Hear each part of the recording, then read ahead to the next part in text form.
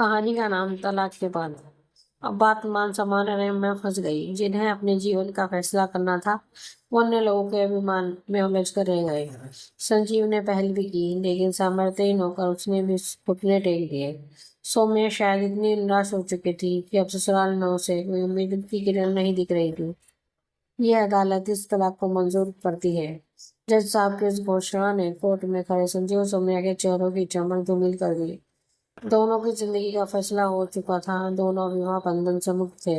लेकिन ये उनकी खुशी का कारण था, यह दुख का कहना मुश्किल था।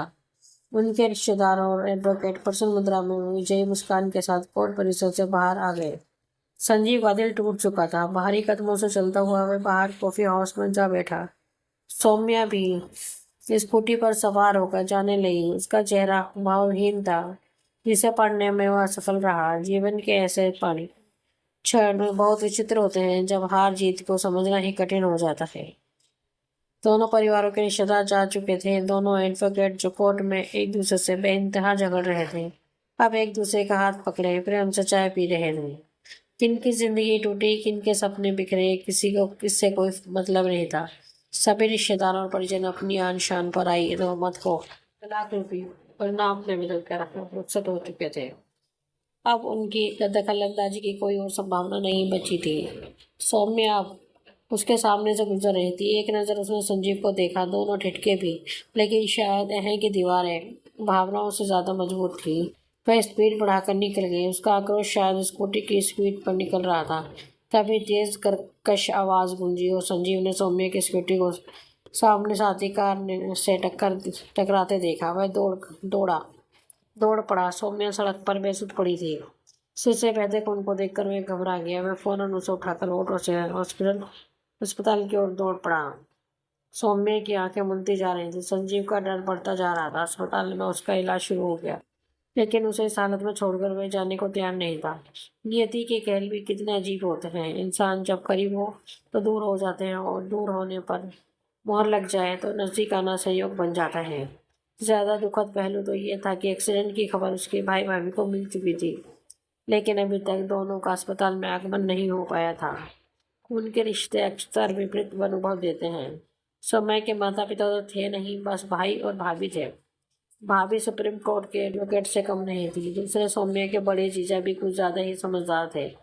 हकीकत ये थी कि पीहर में उन दोनों की चलती थी, जिनकी सोच में भावनाओं से ज्यादा जोड़ तोड़ के कारनामे छुपे होते थे। सौम्या को होश आ गया था। वह असमंजस भाव से बोली, आप यहाँ क्यों? मुझे यहाँ नहीं होना चाहिए। क्योंकि स्वर में संजीव बोला, आप जीत गए, मैं हार गई। इस शादी से मुक्त हो गया। एक चरित्रहीन महिला के साथ यहाँ आपको और समय बर्बाद नहीं करना चाहिए संजीव। सौम्या प्लीज, पहले अपने आप को देखो। मैं क्रिमिनल, नालायक, दहेज का लोभी, तुम्हें टॉर्चर करने वाला। अब तो मुक्त हो गई मुझसे। स्वतंत्र हो, जैसा मन करे खुशियों को महसूस करना। सौम्या ने कोई जवाब नहीं दिया। कुछ समय ऐसे ही निस्तब्धता में निकल गया। फिर धीरे स्वर में बोली, पैर का ऑपरेशन नहीं करवाया ना आपने? नहीं, अब दर्द महसूस नहीं होता मुझे, संजय शांत स्वर में बोला। क्यों? मैंने कसम दिलाई थी अपनी, वो तो मान लेते। मुझे ऑपरेशन से भी बड़ा काम करना था सौम्या। आप कब समझोगे? अपने लिए भी जीना सीखो, सबका ख्याल, लेकिन खुद उदास सौम्या ने वाक्य अधूरा छोड़ दिया। नहीं, अगर ख्याल रखता तो मैं यूं ना खोता। एक हारा हुआ इंसान हूं मैं, ऐसा नहीं कहते संजीव। शायद मेरी नियति ही ऐसी थी। माहौल बहुत गंभीर हो गया था। संजीव सौम्या की आंखों में आंसुओं को पोंछ कर रहा था। सुनो, आप मुझे वो कोर्ट की बिक्री वाले 6 लाख रुपए मत देना। अरे नहीं, वो तो मैं जरूर चुकाऊंगा तुम्हें, चाहे खुद को बेचना ही क्यों ना पड़े। संजीव दृढ़ स्वर में बोला, प्लीज संजीव, मुझे नहीं लेने पैसे। क्यों? अब क्या हुआ? कोर्ट में तो तुम्हारा वकील मुझे असक्षम साबित करने पर तुला था, तुम्हारा ख्याल रखने में नाकाबिल। संजीव के स्वर में आक्रोश उभर आ रहा था। मुझे अपने आत्मनिर्भर बनना है, कोई रख रखाव, कोई जिम्मेदारी किसी और की नहीं। सौम्या गंभीर हो गई। नहीं सौम्या, तुम पैसे ले लेना, मैं नहीं चाहता तुम अब दर दर की ठोकरें खाओ। भैया भाभी के आगे हाथ फैलाओ। सौम्या का चेहरा मुरझा गया। संजीव ने उसकी दुखती रग पर हाथ रख दिया था। कितना भी दिखावा करे, लेकिन हकीकत यही थी। उसकी आंखों से आंसू बहने लगे। तभी डॉक्टर चेकअप के लिए आ गए। संजीव उनसे सौम्य की हालत जानने को बेकरार था। डॉक्टर ने मीठी झिड़की देते हुए कहा, मिस्टर, अपनी वाइफ का ख्याल रखो, बच ही गई आज वरना। संजीव को समझ नहीं आ रहा था कि वो क्या बोले। पिछले 2 साल से दोनों अलग रह रहे थे। तलाक की पहल सौम्य की ओर से हुई थी। इसमें उसकी भाभी और जीजा की मुख्य भूमिका थी, जिनकी सोच संजीव से कभी मेल नहीं खाई। सच तो यह था कि वह आज भी उसे दिल से चाहता था। तलाक को रोकने के लिए उसने कई बार प्रयास भी किया, लेकिन बातचीत या संपर्क स्थापित नहीं हो पाया। कोर्ट में भी दोनों बोलने को हुए, लेकिन भाभी दीवार की तरह हमेशा बीच में खड़ी रही। डॉक्टर जा चुके थे। सौम्या फिर से बोलने लगी, आप घर जाइए प्लीज। आपकी मम्मी खुशखबरी सुनने को तड़प रही होंगी, तो मैं इस हाल में छोड़ के कैसे जा सकता हूँ। दुखी मन से संजीव बोला, अरे अब हमारा रिश्ता ही क्या रह गया है।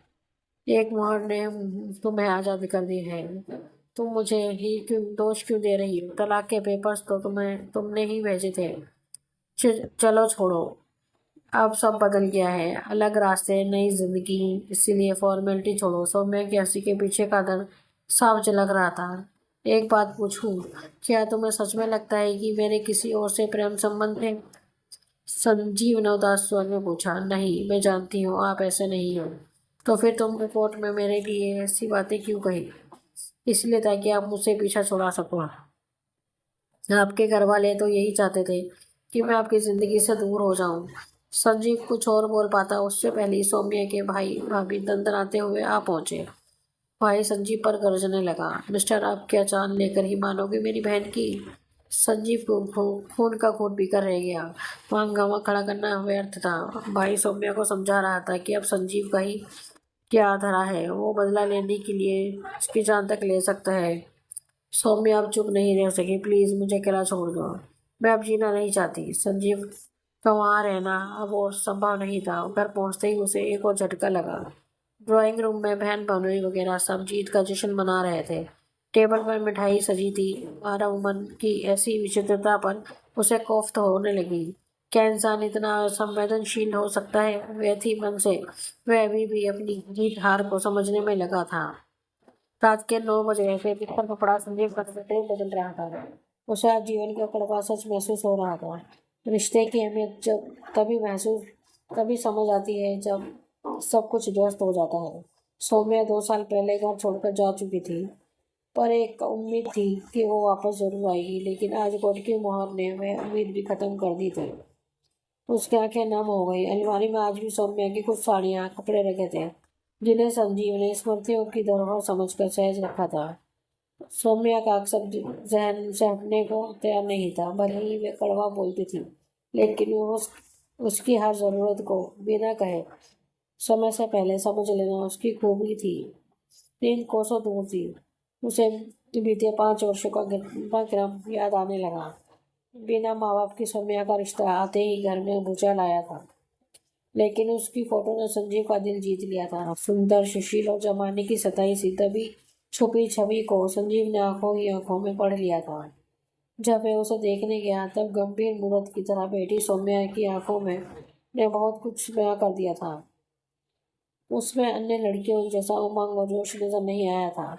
उसके एक कथन, आपको जीवन में मुझसे कभी कोई शिकायत नहीं मिलेगी, ने संजीव का दिल जीत लिया था। इसे एक पंक्ति नहीं, शादी का फैसला कर लिया था।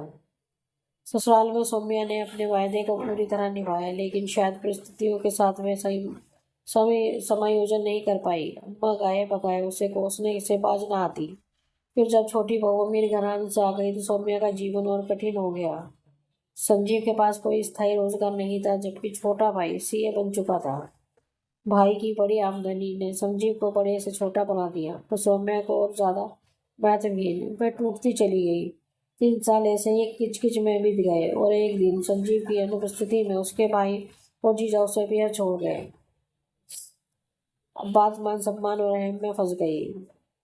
जिन्हें अपने जीवन का फैसला करना था वो अन्य लोगों के अभिमान में उलझ कर रह गए। संजीव ने पहल भी की, लेकिन समर्थहीन होकर उसने भी घुटने टेक दिए। सौम्या शायद इतनी निराश हो चुकी थी कि अब ससुराल में से उसे कोई की किरण नहीं दिख रही थी। अचानक मोबाइल की घंटी बजी। स्क्रीन पर सौम्या का नाम डिस्प्ले हुआ। संजीव ने तपक से कॉल रिसीव किया।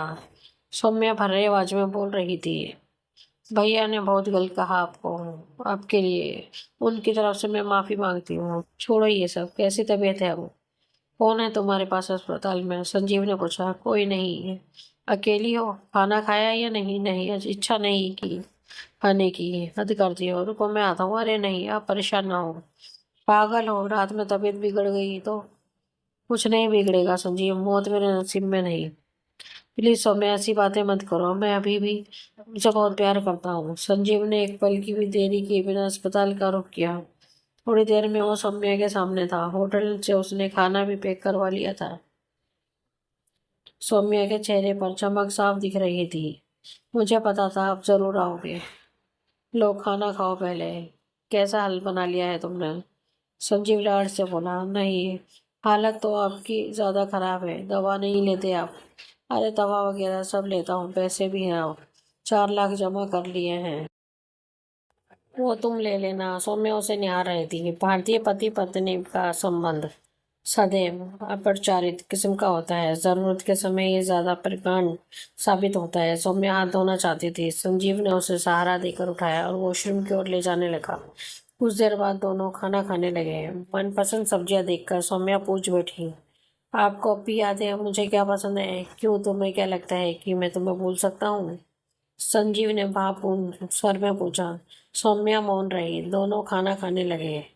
संजीव ने उसे सहारा दे रखा था। सहारा शारीरिक, मानसिक और आत्मिक, जिसकी जरूरत प्राय सभी को रहती है। कुछ पल की मौन स्तब्धता के बाद संजीव बोला। सौम्या मेरी एक बात मानोगी क्या? सौम्या के स्वर में उम्मीद की झलक महसूस हो रही थी। वापस चलो तुम, मुझे तुम्हारी जरूरत है। सौम्या के मुंह से शब्द उच्चारित नहीं हो रहे थे। उसका सिर संजीव के सीने से सट गया। संजीव ने उसे बाहों में भर लिया। पूर्व में हुई गलतियों को दोनों ने रहते सुधार लिया था। दोस्तों, आपको ये हमारी कहानी कैसी लगी प्लीज़ हमें कमेंट में बताएं। अगर कहानी पसंद आए तो हमारे चैनल को लाइक एंड सब्सक्राइब करें और बेल आइकन दबाना भी ना भूलें। धन्यवाद।